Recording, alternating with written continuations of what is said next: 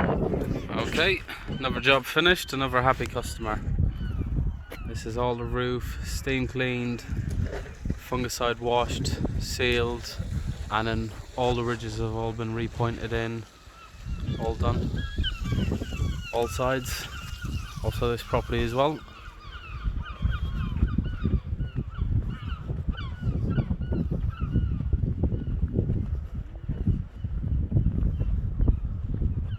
Now for anyone who actually wants to do their own, a Karcher machine would be fine, but obviously we don't use a Karcher, we use a Honda 4200 psi pressure machine, and it sprays out the chemicals out for us. But if you are doing your own, I always recommend fungicide wash first, that way the moss and that just basically gets off a lot easier, and it kind of gives it a bit of prevention.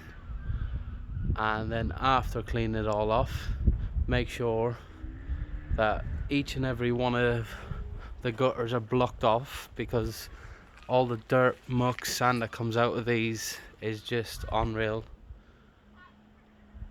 And yes, block each and every one of them off before you actually start jet washing the roof down. And then afterwards, I always recommend using a couple of different sealers. Thompson's is quite a good one. If you use water seal and Resibond sealer, use both. Water seal obviously just prevents all the gaps getting in if there's any changed, and usually I'd say each roof requires maybe 6-7 tiles replacing as you're going along doing it. In all, quite a good job, and just a few chemicals and water really, and that's the kind of difference it makes. As you see with all the neighbours' roofs, completely different.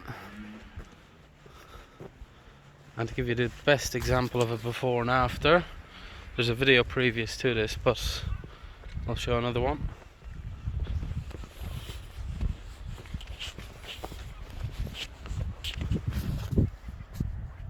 That's the difference there. One done, one not done.